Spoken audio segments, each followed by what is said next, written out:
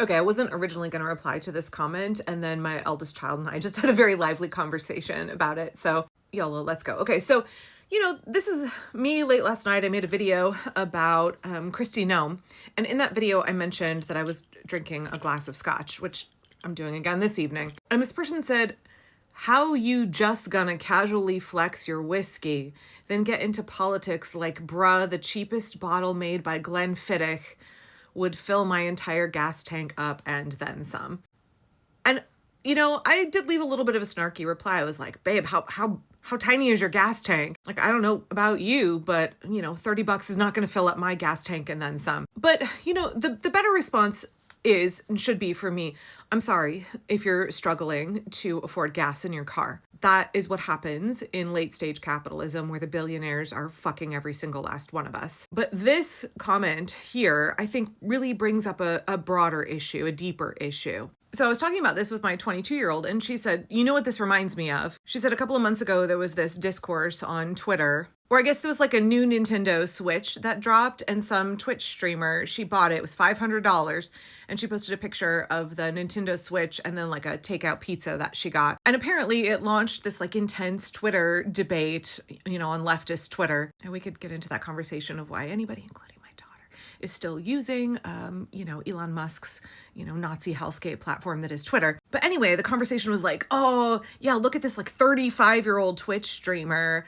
Like, oh, she's now part of the bourgeoisie. She's a class traitor because she had $500 to spend on a Switch and $20 to spend on a pizza. And my kid was like, this is what the ruling class, this is what the elites want us doing. They want us fighting for the scraps. Like, how sad is it that in the United States of America, that our quality of life in the working class is so reduced that we are just fighting over the scraps, to the extent that a fully employed adult choosing to spend $500 on something that for her was a business expense suddenly makes her a class traitor or makes other working class people want to turn on her. Why is it that we don't believe that we deserve nice things? Why is it that we in the working class resort to envy at other working class people rather than understanding that we are all oppressed by the super rich? Right, like me having a $30 bottle of scotch that was gifted to me. Like you don't know where that came from. Or like you don't know, I could have budgeted somewhere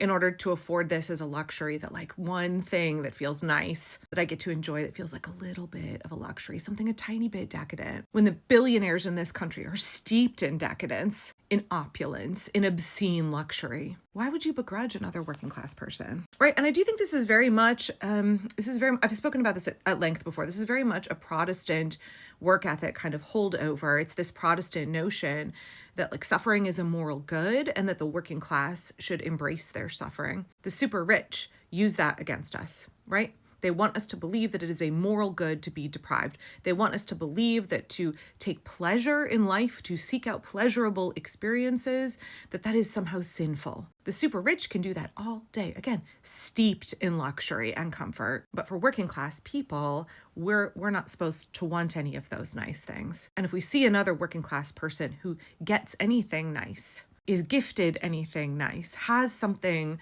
that we see as, something that we would want, but we hear the super rich telling us that we don't deserve, suddenly like we want to turn on our fellow working class people. I'm not saying that's what this person is doing here, but I see it so often.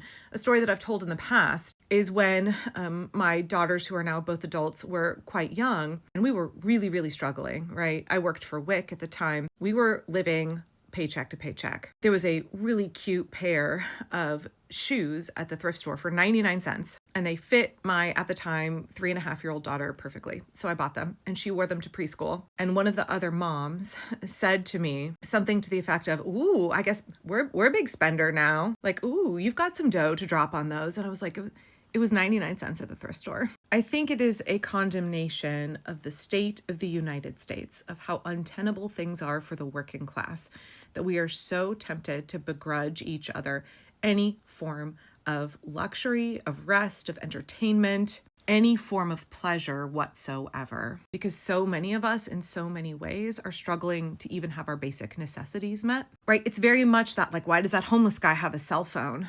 Or like, well, why does that person have a nice car? If they're struggling so hard, if they're in the line at the food bank, then why is it that they have such a nice car? Well, because their mom died and they inherited it. Well, because a year and a half ago when they bought that car, they had a good paying job and they've now lost it in Trump's America. That's why they're in the food bank line, right? How about we stop judging each other and assuming that we know and assuming that other working class people should be struggling in every aspect and should be denied. Sorry, my poodle's having a bad dream in the background. It's okay, bud. Should be denied any kind of pleasure. That is a message that we get from the elites, from the super rich, because there is more than enough wealth to go around in this country. We should not be fighting about $30 or jealous of somebody who has something nice that we wish we had. They are not the reason that we are deprived. They are not the reason. Other working class people are not the reason that we are struggling so hard. We all know who's to blame. And you understand the 10 richest men in this country have become billions and billions and billions of dollars richer since Donald Trump took office. Trump himself, I think, has become like $3 billion richer. We are watching the rapid consolidation of power under a would-be authoritarian state, but we are also watching the rapid consolidation of wealth in this country by the oligarchy. That's one of the reasons I speak so strongly about getting dark money out of our politics, because it is precisely the opaque influence of super rich men that has shaped this country and helped facilitate this nightmare that we're living now. I should stop calling it a nightmare. This difficult struggle that we're going through now. The super rich do not pay their fair share.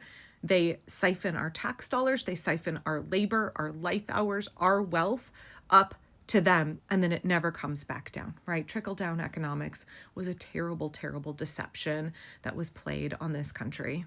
I just really want to encourage you and everybody else, because I struggled with this mindset, right? When we were very much in poverty, I would have these moments where I'd be like, how come she gets that nice coat and I don't? Like, bitch, you don't know. Did she get it at the thrift store? Did she save up for it? There's this term in polycircles, compersion, which is instead of being jealous that your partner is enjoying a relationship with another person, that you delight in that. You're happy for them. You're happy on their behalf. And I wish we could have more of that in the working class. When we see somebody else have something nice, be like, yes, this is a glimpse of what we should all have. I wish that my fellow working class people didn't have to struggle so hard to have tiny bits of luxury, comfort, and pleasure in their life. That if the super rich paid their fair share, if we did away with Citizens United, if we got dark money out of our politics, if we taxed wealth, not work, if we made a country that was of, by, and for the people, not for corporations, not for billionaire profit, not for the power and control and consolidation of wealth by this tiny, tiny group of